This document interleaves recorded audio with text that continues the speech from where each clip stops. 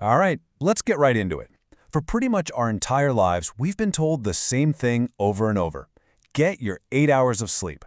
But what if I told you that the most common piece of sleep advice out there is actually the reason you're so tired? Today, we're going to throw that whole idea out the window and replace it with a super simple rule that could completely change how you feel every single morning. Yeah, you heard me. Stop aiming for that magic number 8, because for so many of us, it's a total trap. I know, it sounds a little crazy, but just stick with me here. See, the goal isn't just more sleep, it's smarter sleep. And that's the big promise here. We're going to break down a method that can help you feel more rested, more energized, on maybe 6 or 7.5 hours of sleep than you probably do right now on a full 8. It's all about learning to work with your body's natural rhythm instead of constantly fighting against it. Okay, so first things first, let's put a name to the enemy. You know that awful, heavy, groggy feeling you get some mornings where it feels like you're trying to walk through wet cement? Well, it has a name, and just understanding what it is, that's the first step. I mean, really think about it. You do everything right, you go to bed early, you get your 8 hours, but when that alarm clock starts screaming, it feels like a physical attack, right? You smash the snooze button, feeling just as tired, maybe even more tired than when you first lay down. If that sounds familiar, trust me, you are not alone. Will that feeling? It's called sleep inertia.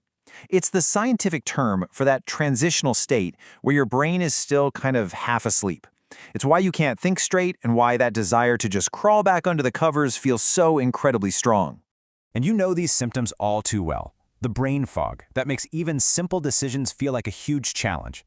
That moment of clumsiness where you spill your coffee.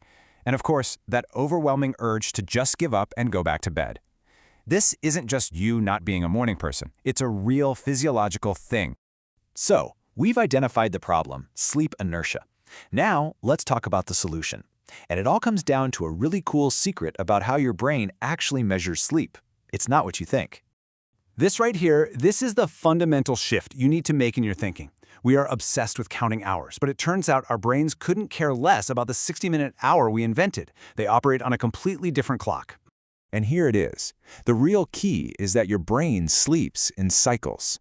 Completing these cycles from start to finish, that is the true measure of a restful night. Waking up at the wrong time, right in the middle of a cycle, is exactly what triggers that awful sleep inertia. 90. That's the magic number you need to remember. Each one of your brain's sleep cycles, where it moves from light sleep down into deep restorative sleep, into REM sleep or your dream, and then back up to light sleep again, that whole journey takes about 90 minutes. This is the real building block of a great night's sleep. So just imagine your alarm goes off when you're in the deepest part of one of those 90-minute cycles. It's like ripping a deep-sea diver straight to the surface. Their whole system is in shock. That jarring, groggy feeling is your brain being forcibly torn from a deep sleep state it was not ready to leave. So, how do we actually use this information? Well, it's actually incredibly simple. By understanding this 90-minute rhythm, we can plan our sleep to make sure we're waking up right at the end of a cycle when our brain is in its lightest stage of sleep and is actually ready to wake up peacefully. The process is just 2 simple steps. First, you start with the end in mind. What time do you absolutely have to be up? Then you just do some basic math, counting backwards in 90-minute blocks to find the perfect time to go to bed.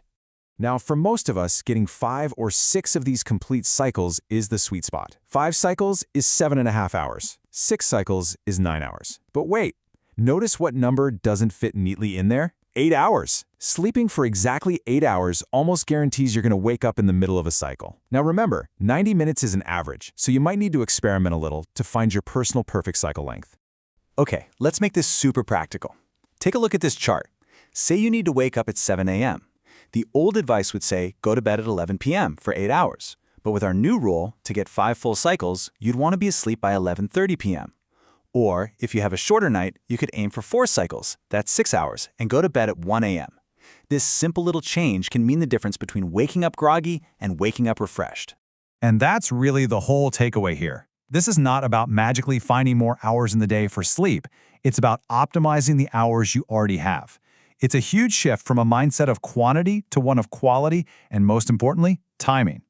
Waking up feeling great after 6 hours is infinitely better than waking up exhausted after 8.